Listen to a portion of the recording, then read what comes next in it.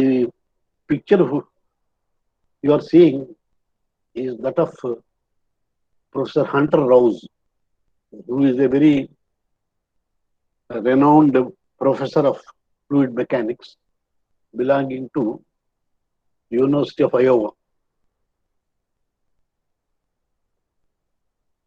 He has written so many books on fluid mechanics, elementary mechanics of fluid, Hunter Rouse, then similarly basic mechanics of fluids, advanced mechanics of fluids, all are authored by him. And it is my fortunate that I am a student of his direct student. My PhD supervisor, Professor Surya Rao, has worked under Hunter Rouse. So, like that, in that context, I can say that I am a great grand student of Iowa Rouse, although I did not meet him personally. Uh, so, in your syllabus, these are the things which we are supposed to cover. Reynolds equations of motion, semi-empirical theories of turbulence, Frankel's mixing line theory, velocity distributions, shear stress and pressure distribution, and equilibrium boundary layers. So let us first understand what is the difference between laminar and turbulent flows. So in this context, I'll present you with the meaning of turbulence and then give some practical examples which belong to some systems, atmosphere, nature, and also about the primary and secondary motions in turbulent flow and the existence of variation of velocities or variation of any flow property with respect to time and space, which result in a mean and a fluctuating component. Then I will take you to the transition from laminar to turbulent. Now, if you consider turbulent flows, it is omnipresent. That means it is present everywhere in nature and technology. First, if you consider technology, flow in nozzles and pipes, in all cases, the flow is turbulent itself. Very rarely the flow will be laminar. In heat exchangers, in the combustion engines, turbo machinery, in all moving objects, transport vehicles, and then fluid mixing systems in chemical engineering process, thermal plants, everywhere. When you consider about nature, the distribution of pollutants in the atmosphere or in the river, they come under turbulent flows. Your entire weather and climate is governed by turbulent flow. All flows in rivers and channels, atmospheric boundary layer, the hurricanes, storm surges, cyclones, all are turbulent flows. Whirlpools in rivers, ponds, they also are turbulent flows. And then estuarine flows. Estuarine means the joining point of a river and an ocean. So contaminant distribution and dispersion in atmosphere and rivers, all are practical examples of nature where turbulent flow exists.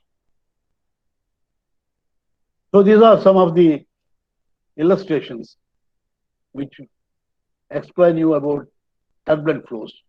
See, this is a pipe flow. So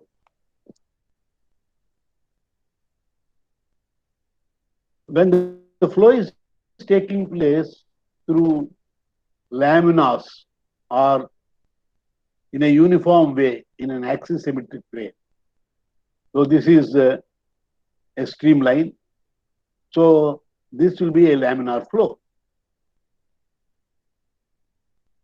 But here it is uniform. The flow is uniform. Whereas in the same pipe, the flow may also be non-uniform.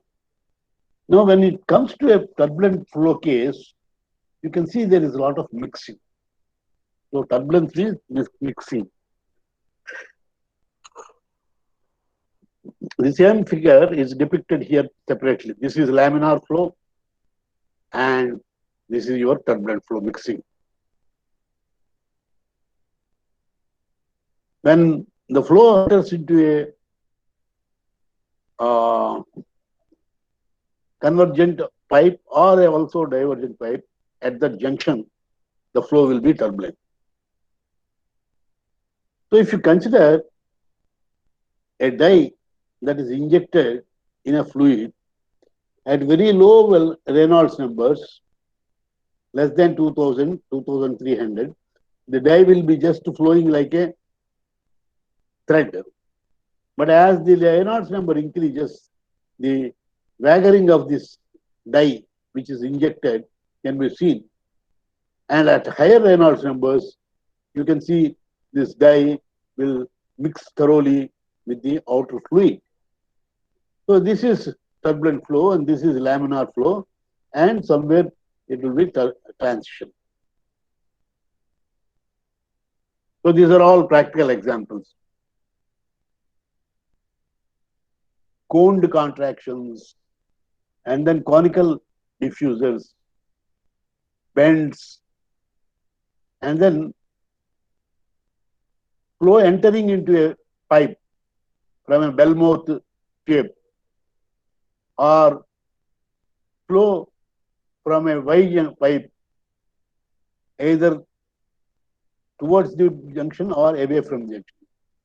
Whether the flow is like this or whether the flow is like this, in both cases, here you will have turbulence.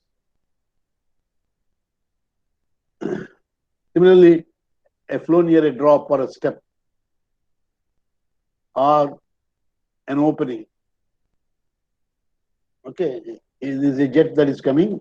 So when there is a mixing, so here turbulent flow. All these are examples.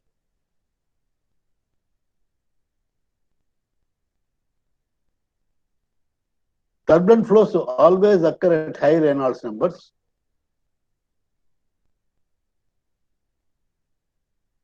They are caused by the complex interaction between viscous terms and inertia terms in the momentum equation.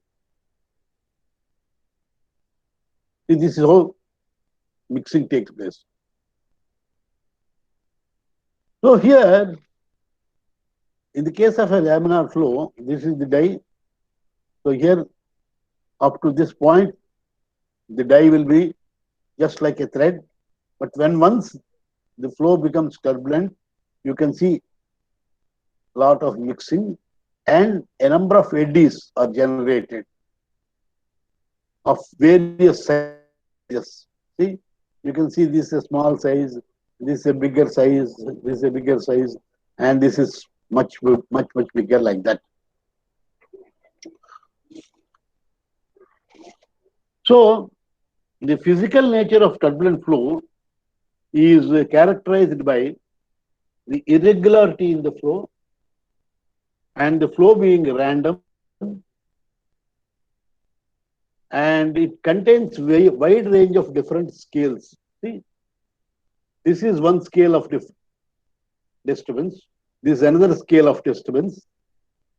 This is another scale of disturbance. This is another scale of disturbance. So the nature of disturbance also is not uniform. It has different scales. Then diffusivity. See, it diffuses, it mixes due to these disturbances. Of course, large Reynolds numbers and instability. See, in this part, the flow is stable. Whereas when it comes here, it becomes unstable. So this is called as instability. Due to instability, these vortices, eddies are generated. And these eddies cause mixing. And here, it's only a two-dimensional picture you are seeing. But these eddies will be three-dimensional also. So, in fact, the disturbances will be in all the three directions. And then the dissipation. See, when there is a mixing, there will be loss of energy. So that loss of energy takes place. All said and done, it will be a continuum process. That means the flow will be continuous. There will not be any break or evaporation completely taking place. So there is a continuum process. And the variations that occur in various flow parameters are governed by statistical measures.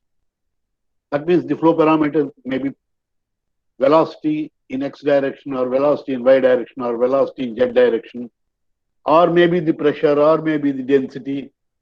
So any parameter if you take, mainly flow parameters, fluid parameters also can vary. So these flow parameters variation process, it is governed by statistics.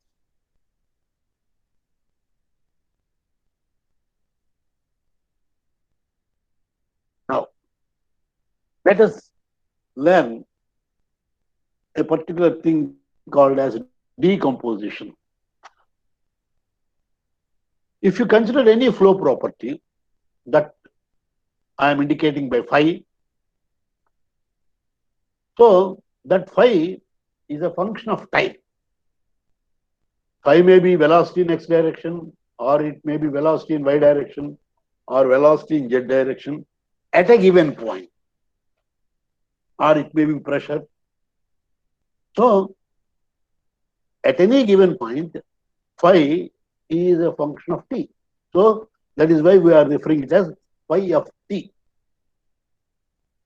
Now, what we are doing is we are identifying a mean value for this phi and indicating by the capital phi. So, how is it defined? It is defined as integral of phi t d, considering a small interval of delta t. That means I will tell you.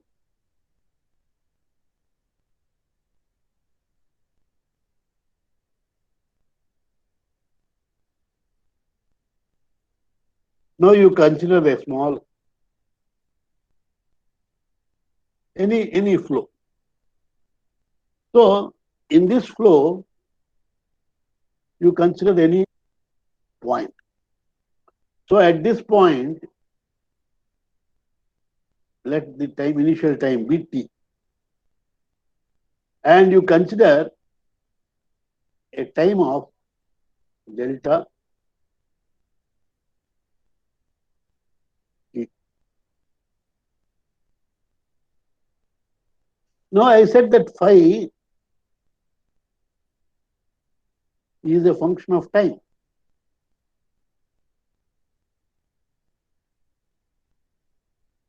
So if you just draw the variation of phi,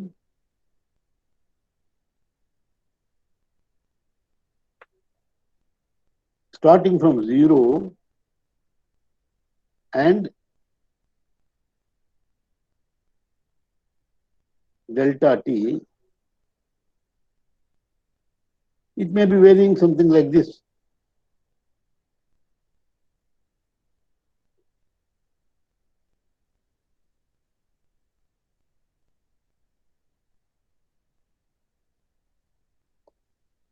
So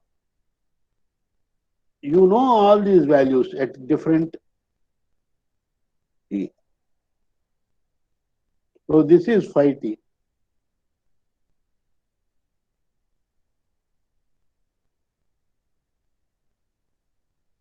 Now,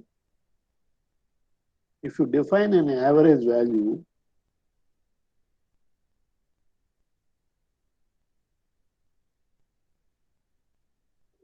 this is average value. So this is how it is defined. So we are taking some at a given location, a small time interval delta t, and consider all the values, sum them over 0 to delta, sum them over and divide by delta t. So this will give you the time based average.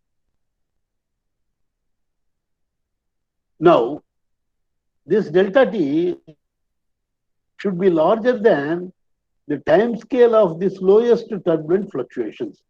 Now,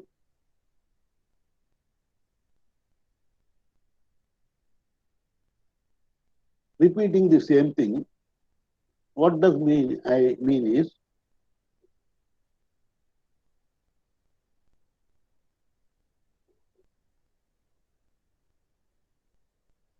so here if you consider, this is how it is fluctuating. This is how it is fluctuating. So this is how it is fluctuating. So our delta t must be large enough compared to the observed fluctuating period. Larger than the time scale. This is the time scale. I will call it as this delta.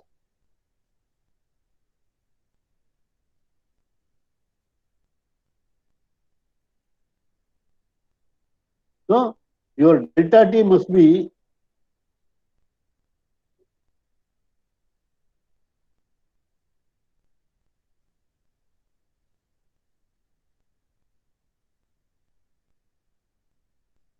this.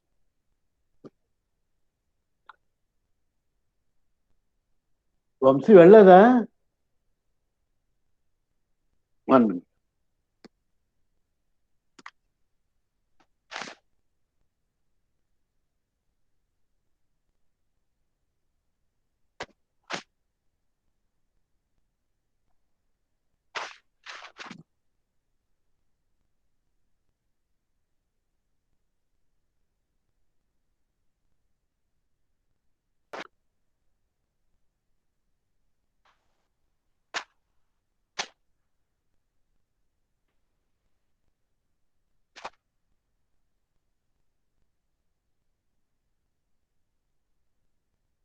If I consider the average, so this is an average and this is a fluctuating component. So what I can do is,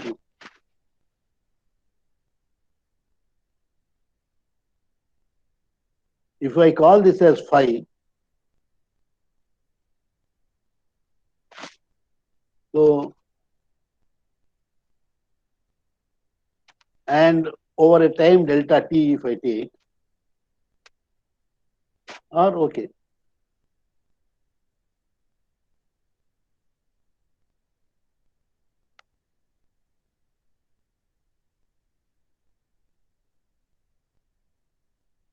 So this is the average.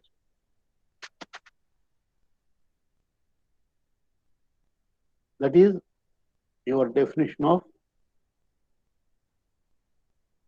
mean value, phi. And this value, if you take,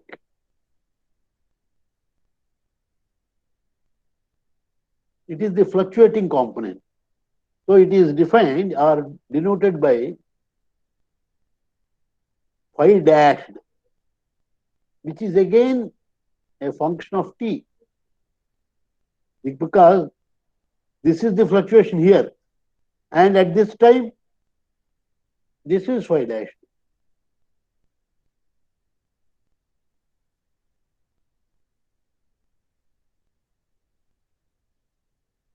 At this time,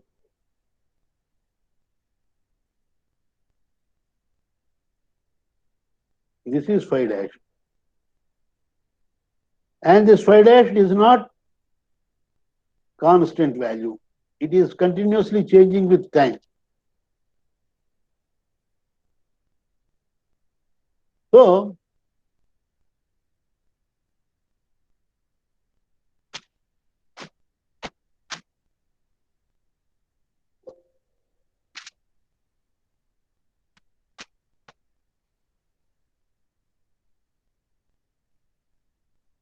So now what I can say is that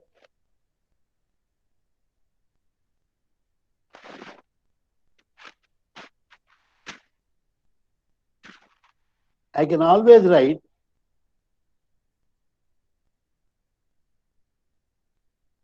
any flow property at any time is equal to the average value plus the fluctuating component. So that means, referring to this figure again, this is average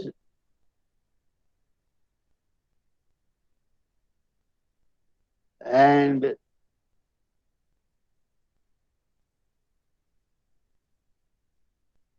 this is fluctuating,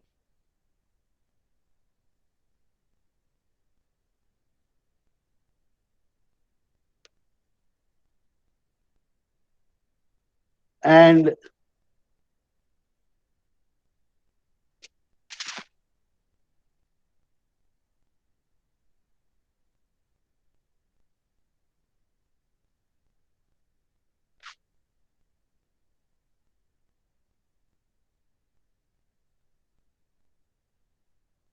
this is your total phi.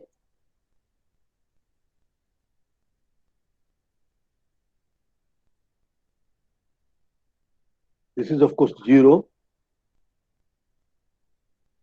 So,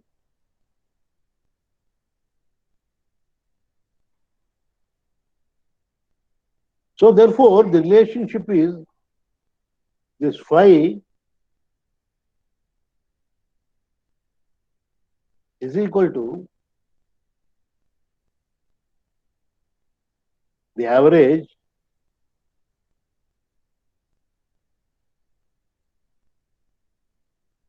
plus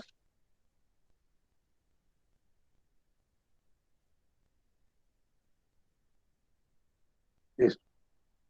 Or in other words, dropping the t, I can write that as phi is equal to phi plus phi dash.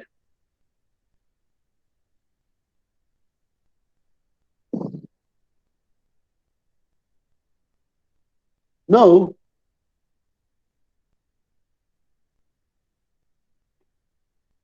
if you look at this, again you get this figure.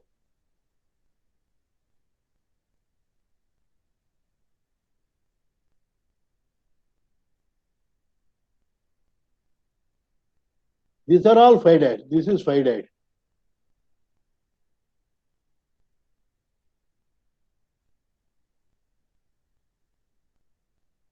This is some other phi dash.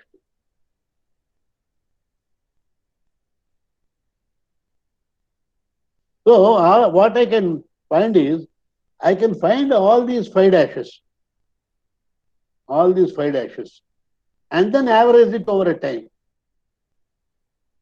So that will become 0. That you must understand. Average of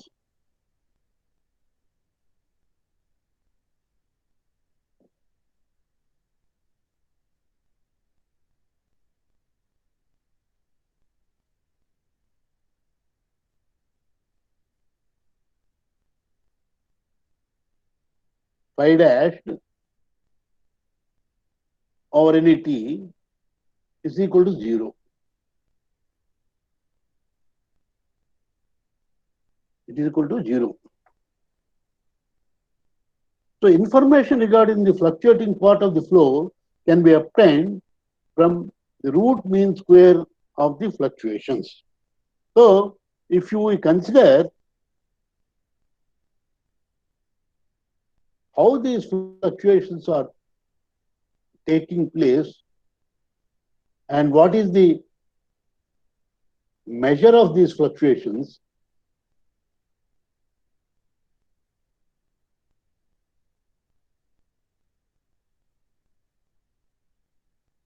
because phi dash average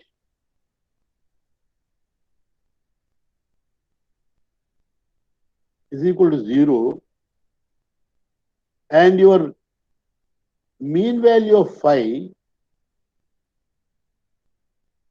will not give any information. So, about the variation of this phi dash with respect to time can best be studied by defining this root mean square of the fluctuations. Now,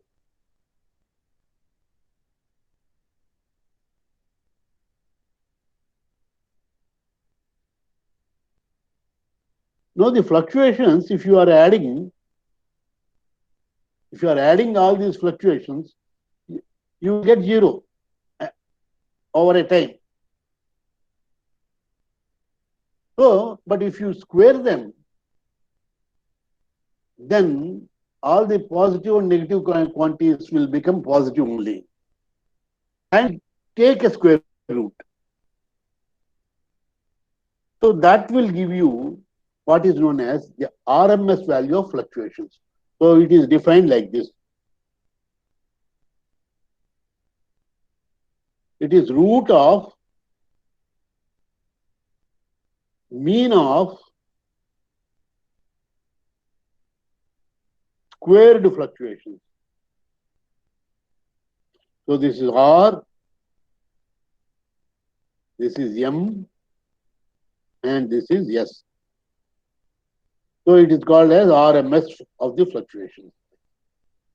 So this will give you information about the extent of your fluctuations over a time. Now what we do is, we consider velocity or pressure.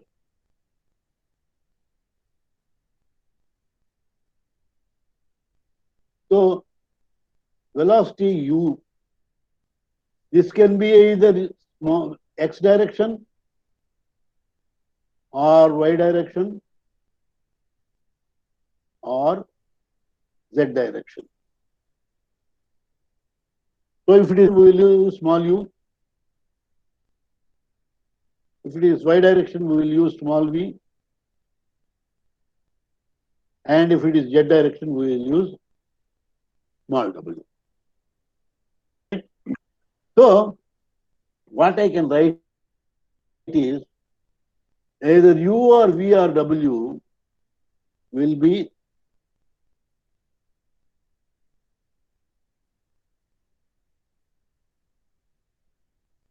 u prime, sorry, u bar plus, so the velocity at any time u is given by this. So this is what is called as decomposition. This velocity u is decomposed into two parts, the mean and the fluctuating component. Similarly, v and w.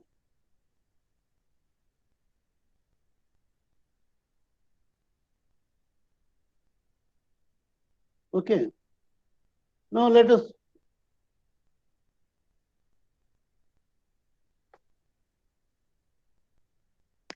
now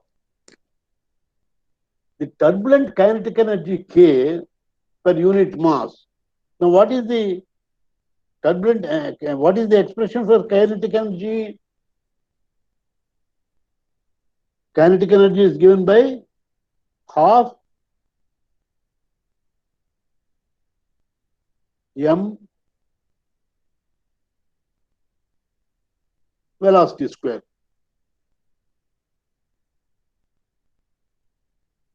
So kinetic energy per unit mass means,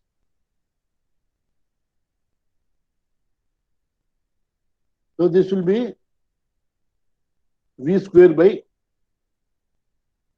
2, where v is the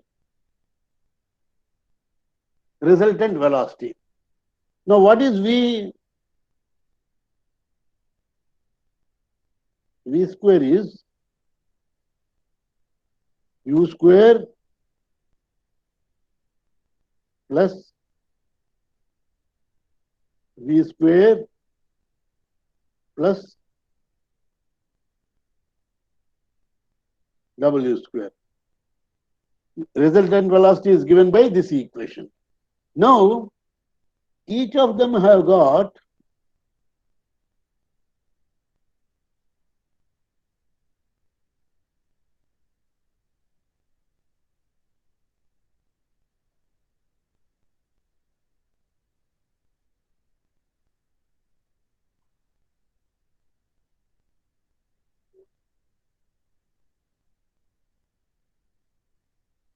similarly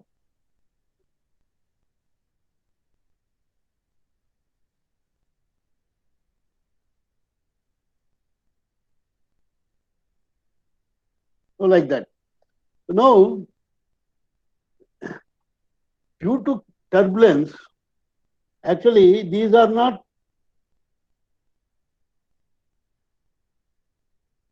need not be considered because the effect of turbulence is only due to this. Is only due to this. If these are absent, then there is no turbulence. So therefore, the turbulent kinetic energy per unit mass is defined as this: half of U prime square average over time plus V prime square averaged over time plus W prime square averaged over time. So this is what is called as the turbulent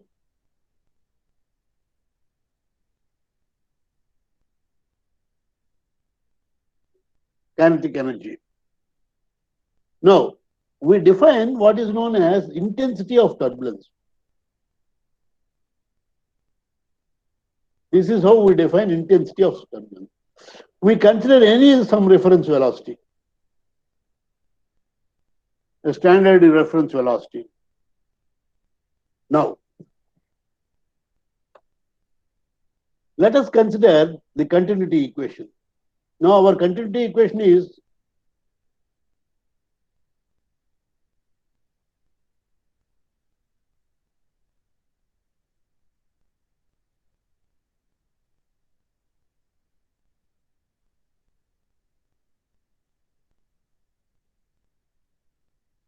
now, if you consider the average component, all the averages will become zero with respect to time. So therefore, the continuity equation, the fluctuating components, all the fluctuating, here we have seen.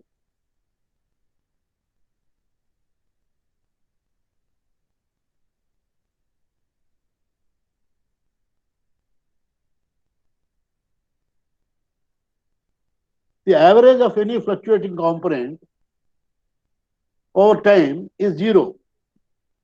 So using that condition, we can always say that the continuity equation will refer to the mean value only. This is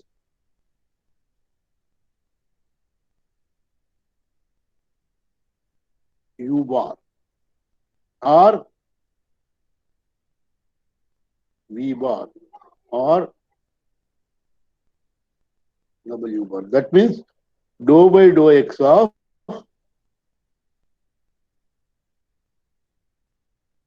U bar plus dou by dou y of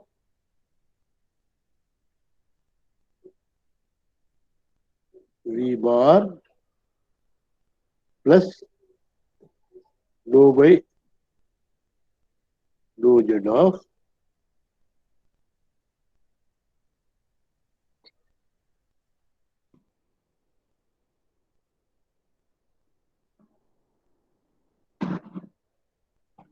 now we will consider the momentum equation. So what I told so far is that this is what we are going to use.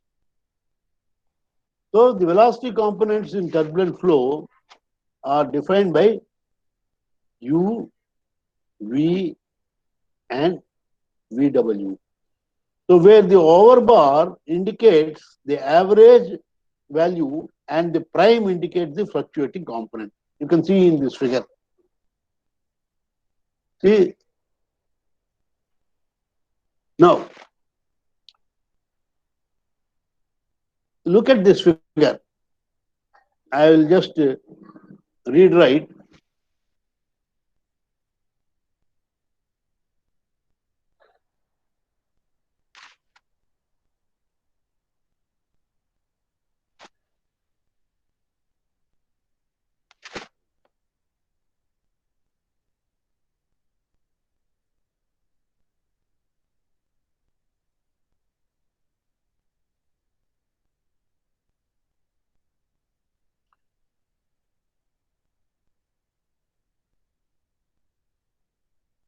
See the line, this line which I have drawn here, I am rewriting here, exaggerating.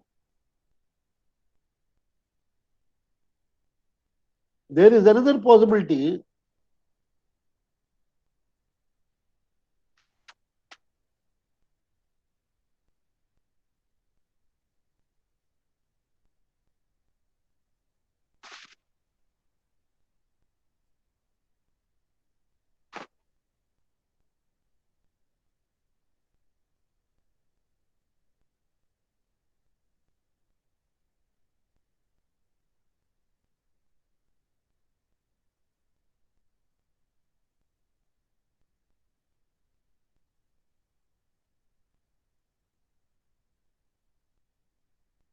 This is case 1 and this is case 2. This is time.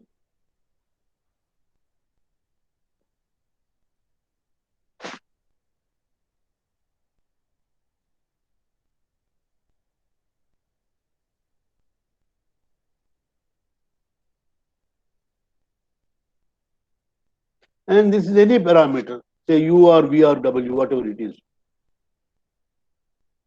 What is the difference between these two?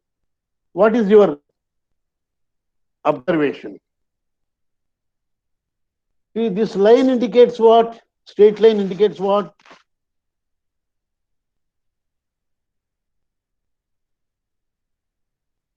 This indicates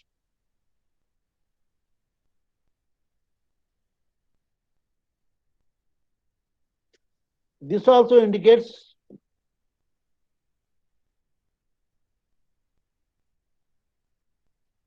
So what is the difference between this type of variation and this type of variation? What is your inference?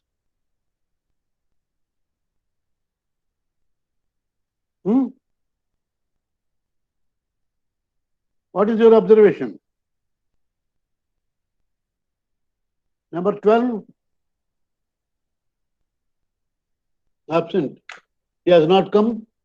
Okay. Number 8, Lokesh. Sir, What is your observation? sir,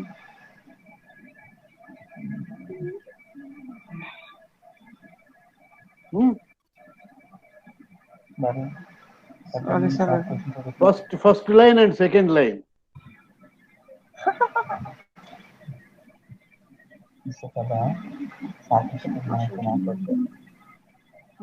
Component and What is the disturbance I am getting there? Are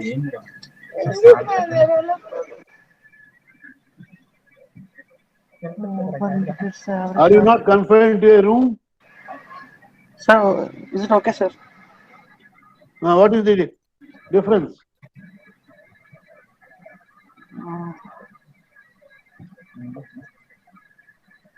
Number 11.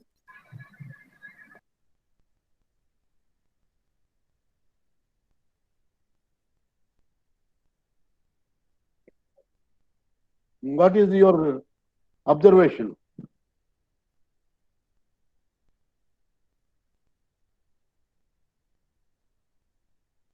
Number 13. Sir, What is your observation?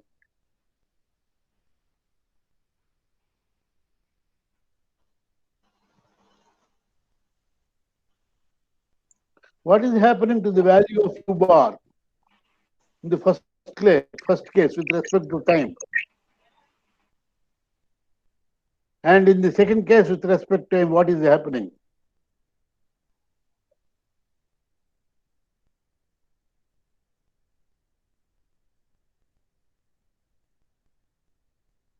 Number 16. Sir, What is your inference?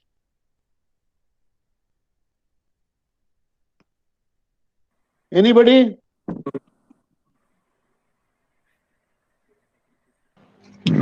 First one constant, sir.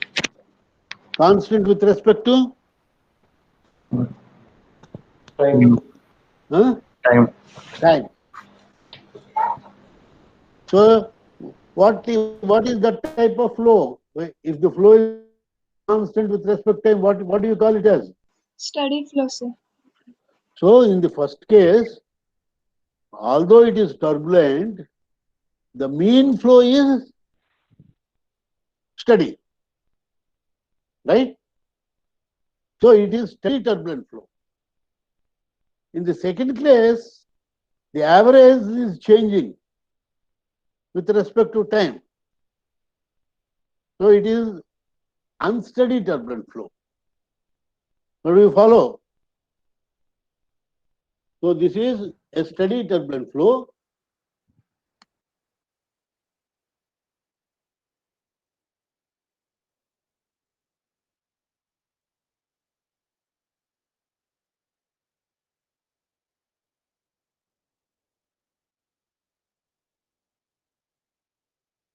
And this is unsteady.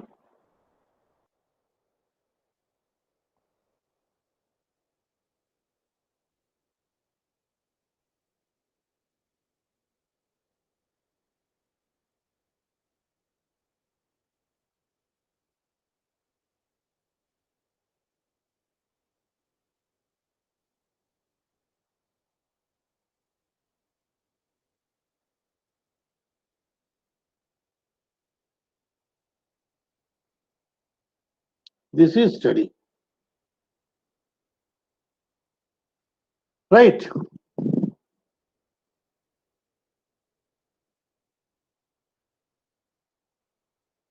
Now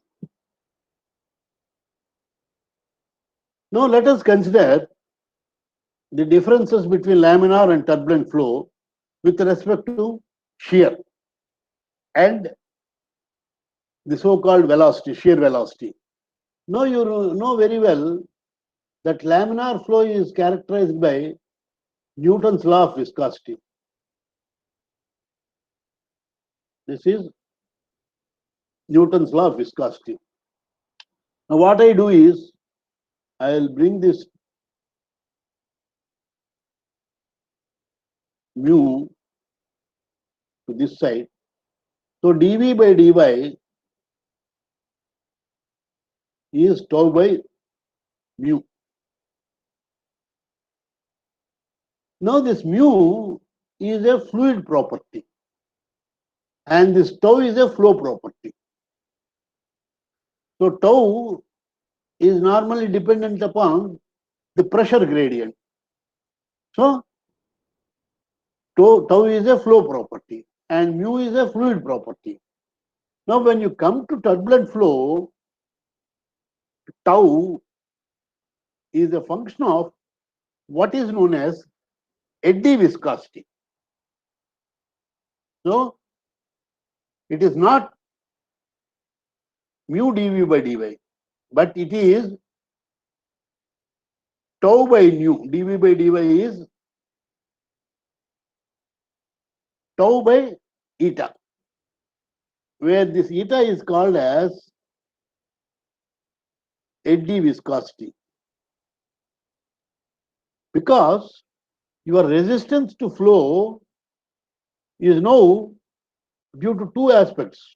one is the inherent viscosity of the fluid, and the second is the resistance offered by the eddies that are formed.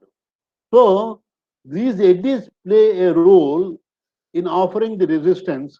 Hence, the shear stress and the velocity gradient are related by the eddy viscosity in terms of eddy viscosity.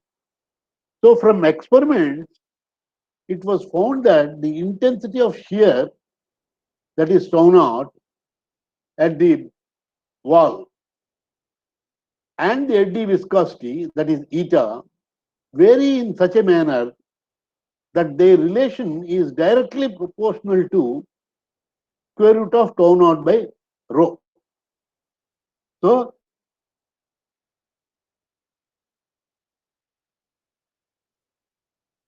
the intensity of shear, that is tau, and the eddy viscosity are actually governed by square root of tau naught by rho. Now, if you look at square root of tau naught by rho, it will have the velocity dimensions of length, velocity. So, therefore, this tau naught by rho is referred as a velocity. But because it is due to shear, it is called as a shear velocity.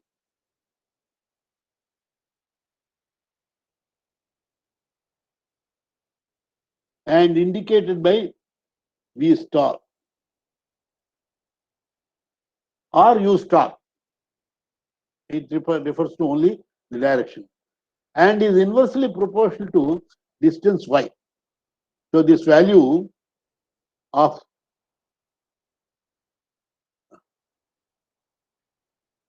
square root of tau naught by rho will be dependent on y, but in a inversely proportional manner. So this is the observation from the experiments. So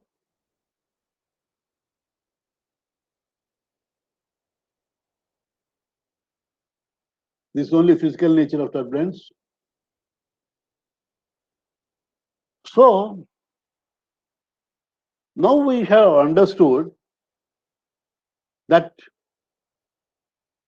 there is a fluctuating component and there is an average component, mean component, and the kinetic energy due to turbulence per unit mass is given by this term K is equal to half of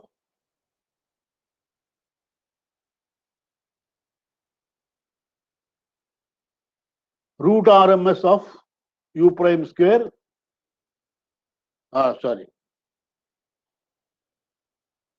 mean square of fluctuations, mean of square of fluctuations in y direction, and mean of square of fluctuations in z direction, velocities. And the turbulent intensity is defined by this. Further, what we have seen that U can be written as U plus U prime, V plus V bar plus V prime, and W plus. And we have also defined that in the case of turbulent flow, the relationship between dV by dy and tau is governed by an eddy viscosity.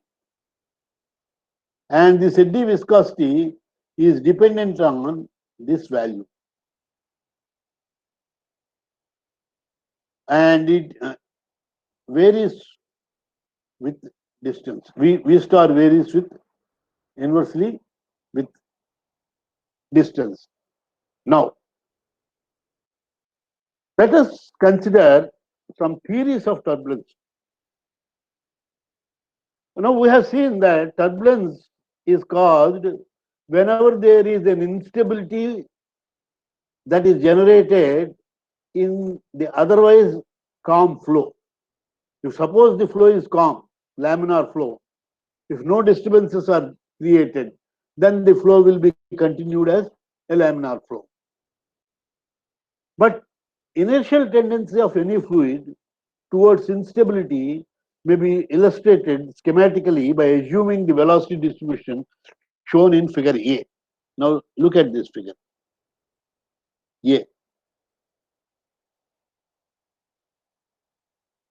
Now suppose we will assume, let us assume that at some level or at some location, there is a surface of discontinuity. Maybe any reason, let us not argue on that. Suppose there is. Now, if for any reason the streamline at the velocity discontinuity begins to deviate from the straight line, that is, this is original straight line. Now, this is deviating like this. As shown in figure B, according to the flow net, the local velocity will decrease as the neighboring streamlines diverge and increase as they converge. See, when there is a convergence, that means the path is narrowed down. The space for the flow is narrowed down. That means the cross-sectional area of the flow is reduced. So naturally, velocity is more. But if they are diverging, then the velocity will be less. So, according to the flow net, the local velocity will decrease as the neighboring streamlines diverge, and it will increase as they converge. As the velocity decreases, the pressure intensity increases. Energy equation, Bernoulli's principle, P by gamma plus V square by 2G. So, when V is reduced, naturally pressure must be more. Or if V is increasing, the pressure must fall. So, with the result that the pressure difference occurs at the discontinuity. See? There will be a pressure difference.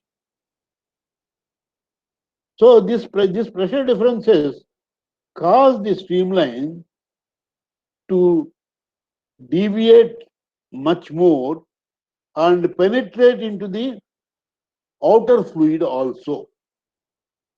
So, the discontinuity increase the displacement of the streamlines. You compare the previous one, this one,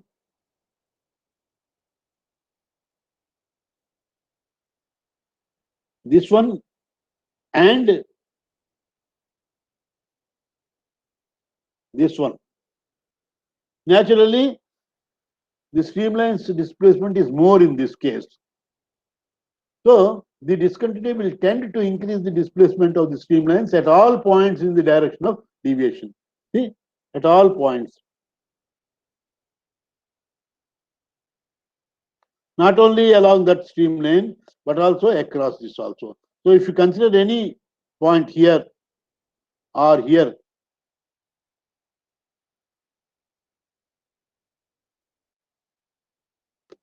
or here, anywhere, compared to original one, initial disturbance, the displacement is more.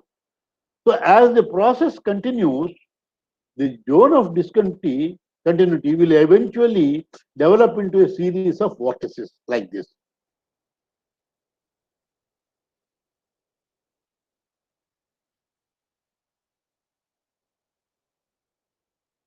So,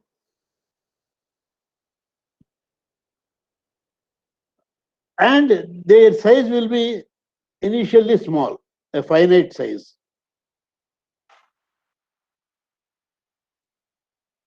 If the velocity of the fluid under consideration is not zero, the following modifications of this schematic picture is to be expected. If the velocity is zero, nothing. There will be no flow. But if the velocity is there, then an abrupt discontinuity of the velocity distribution will not be possible, because there is a velocity and suddenly it cannot become zero, because this would require an infinite local intensity of shear. See, if the velocity is to become zero, then there must be a high value of shear stress opposing the motion. So the steeper local velocity gradient, however, the more nearly the condition A to D. So therefore, gradually it approaches. Similarly, the higher the fluid density, more pronounced will be the tendency to produce eddies if an initial disturbance is present. So, whether the velocity is high or the density is high, then the tendency to produce eddies is more. When there is only an initial disturbance, in the absence of initial disturbance, nothing will happen. The higher the viscosity, on the other hand, will dampen the formation of eddies. That is because viscosity is more, so more viscous resistance will be there, and it will oppose the velocity gradients. So therefore, the more viscosity will be more internal shear, tend to oppose further difference in the velocity. So the presence of a solid boundary will likewise be stabilizing the influence. That means very close to the boundary, the disturbances will not be there. Since the nearer the initial disturbance is to the boundary, the smaller must be the lateral displacement. Because if it is close to the boundary, you see this picture.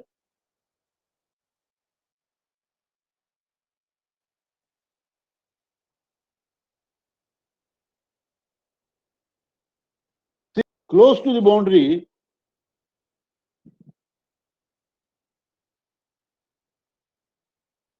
this is your boundary somewhere. See, close to the boundary, the disturbances are less compared to away from the boundary. Similarly, this other boundary, the other boundary is somewhere here. So here also the disturbances are less compared to far off locations. So what is the outcome?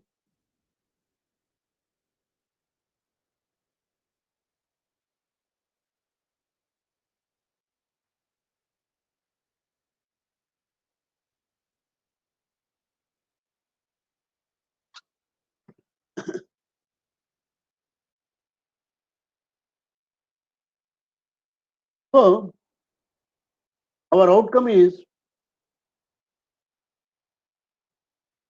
the distribution of viscous fluid near a boundary, the velocity gradient, density, and wall distance may be combined. See, these are the parameters which influence the instability. The velocity gradient, density, viscosity, and the distance.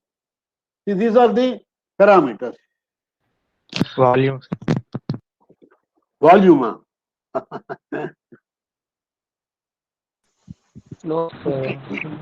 ఇక్కడ పైన మీకు మీరు చెప్తున్నాను కదా, మీరు observe చేయరు ఏమీను.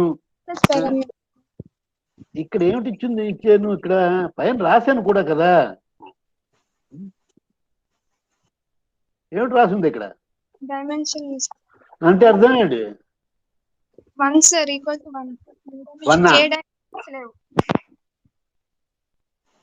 M0 L0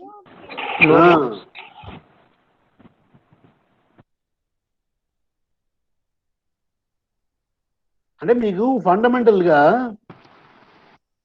రోకి dimensions తెలియదు, dimensional formula తెలియదు, మ్యూకి డైమెన్షనల్ ఫార్ములా తెలియదు, డివి బై డివై అన్ని క్యాన్సిల్ అయిపోయి సార్, ఏం లేవు. అదే మరి అదే చెప్పాలి. ఓకే,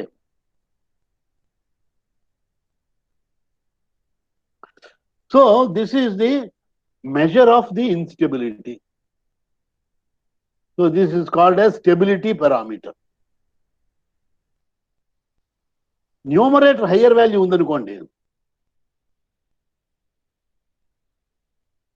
ఏంటి ఇన్స్టెబిలిటీ ఎక్కువ అనమాట. గ్రేటర్ ది డినామినేటర్, ఇది ఎక్కువ ఉందనుకోండి, అప్పుడు ఏమిటి, మోర్ స్టేబుల్. అది డినామినేటర్ ఎక్కువ ఏంటి, viscosity. Viscosity always opposes the flow. So therefore it is more stable. But on the other hand, if the numerator is high, then it causes more instability. So the parameter will necessarily be zero at the boundary. ఇప్పుడు ఇంకొకటి ఏంటంటే, one point which you have to note is value. This value, this is how it varies. This is the representation of chi with respect to your y. So near the boundary where y is equal to 0, so if y is equal to 0, this will become 0. Similarly, if you go to far off distance, so then what happens? This is your velocity, and dv by dy is slope of this. So if you go away from the boundary, the value of dv by dy reduces. So there dv by dy will be again 0. So therefore, at far off distance, dy by dy is 0. So therefore, it is 0 here and it is 0 here. So it will be between chi maximum.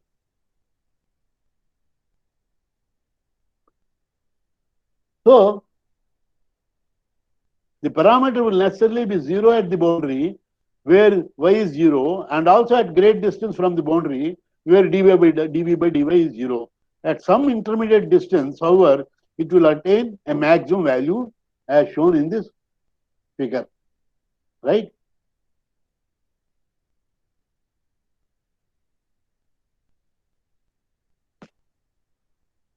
This then is the zone at which the eddies may be expected to occur if the flow is disturbed in any way, provided that the magnitude of chi exceeds a certain critical value. So, like there is a critical Reynolds number, there is a critical value for this chi also.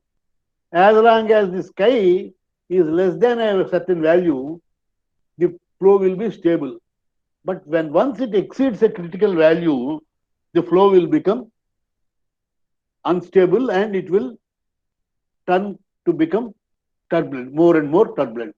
So that is called as the critical value, and it is found that 500 is the value, about 500. In general, therefore, if the parameter chi does not approach at 500 at any point, then such a flow is inherently stable. But if this critical value is much exceeded at any point, eddies will develop once a disturbance of sufficient magnitude occurs.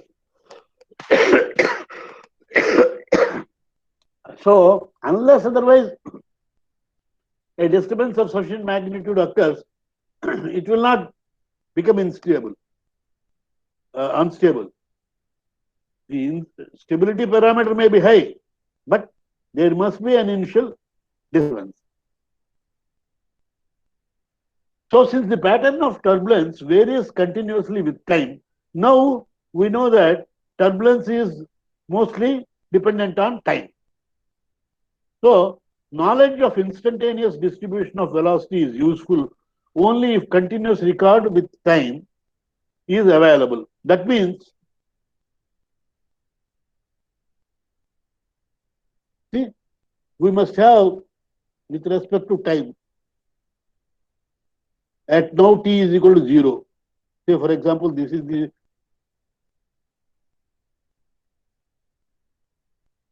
And at some other time also we must have something like that.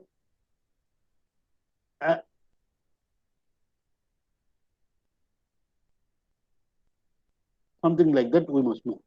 So, for this reason, use is sometimes made of rough similarity between molecular motion and turbulence by writing the mean intensity of shear due to turbulence in the form. Now, what we have defined here previously in the beginning, this is what we have.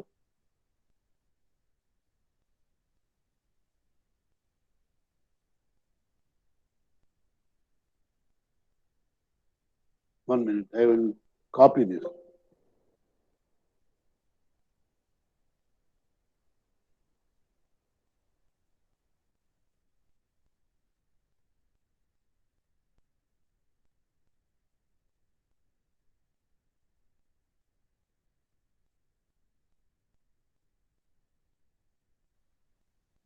So we have defined this. dV by dy is equal to tau by eta. Now, V varies with time, tau varies with time. So they will have both a mean component, mean velocity, and a fluctuating. So therefore, mean intensity of shear, tau bar, is now defined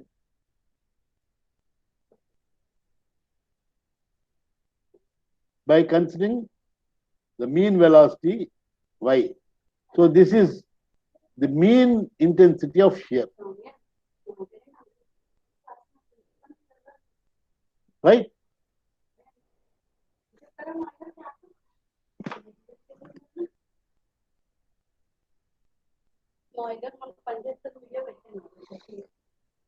Now, so whether it is mean or fluctuating part, anything is dependent on this eddy viscosity. So let us see what is the significance of that eddy viscosity. Now, if you recall your kinetic theory of gases, the viscosity depends on rho, that is the density,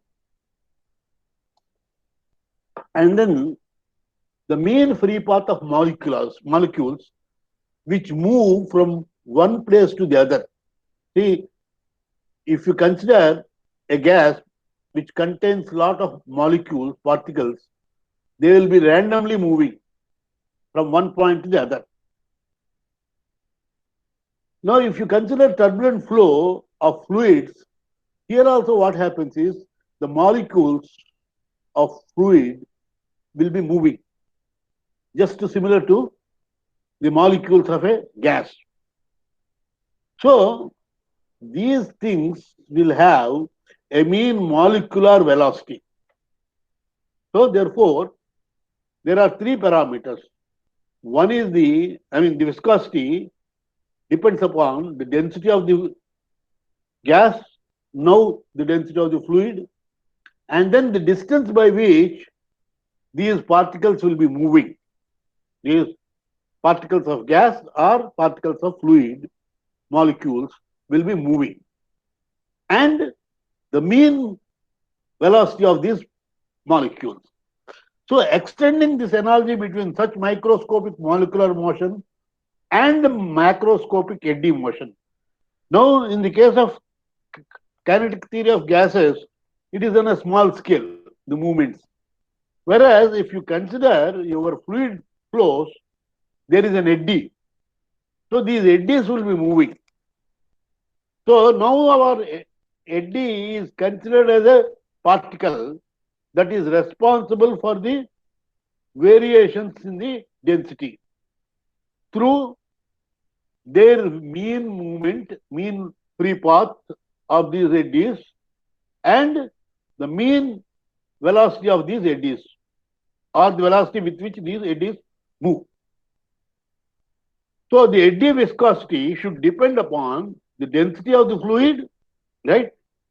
Then the mean size L of the eddy is, and then some characteristic velocity of the eddy. Most appropriate form of such velocity should be the RMS of the fluctuating component of the velocity. We have defined the RMS of the fluctuating component because that is only an indicative parameter of the magnitude of the viscosity or magnitude of the turbulence disturbances. So therefore, that velocity now we will consider as RMS value of fluctuating components of velocity. So square root of average of V prime square. So unlike mu, that is normal viscosity, the eddy viscosity depends on fluid density. At the same time, it is a characteristic of the motion and may be reasonably be expected to vary from point to point in the flow. Now, what is the meaning of this statement? In case of normal fluid, the absolute viscosity mu is constant throughout the fluid.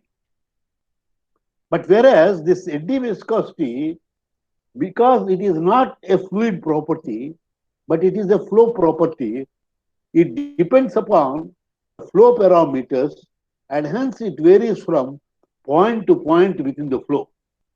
So there is a variation of this. So it is a characteristic of motion and may be reasonably be expected to vary from point to point in the flow. Defining a kinematic eddy viscosity. Now we have viscosity and kinematic viscosity. What is the difference between viscosity and kinematic viscosity? Viscosity is mu. Kinematic viscosity is mu by rho. So here also we define a kinematic eddy viscosity, epsilon, similar to our nu. The same should depend only on eddy size. That means we are now eliminating the influence of the fluid property mu. So now what we are considering is, fluid property rho, the density. So we are dividing by density, we are removing density. So therefore, this epsilon should depend on only L and your RMS value of fluctuating component. So here, this is how you can see the figure.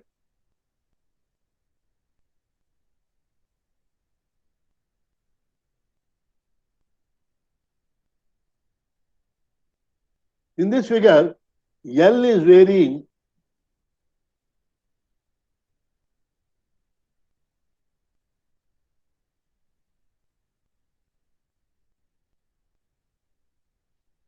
in this figure, this is how L varies and this is how the RMS values will vary. So as a result, the product of these two, the eddy viscosity, will vary according to this curve.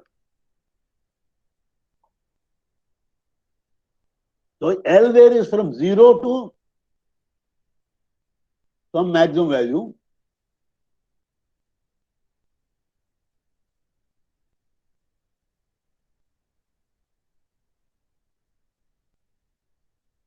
L is 0 here, and it is 0 here, and it is maximum. So this is variation of L. And your V square, RMS value will be 0 at the boundaries, and they will increase and reach a maximum, and again they will reduce at the mid part of the flow, and then they will increase and become 0. So this is the variation of epsilon.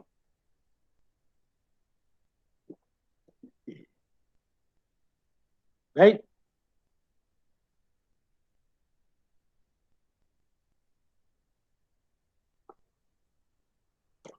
So the concept of stability which we were discussing, now we have to go to the reason of generation of that instability. See here, in this figure, I have shown, this is a surface of discontinuity.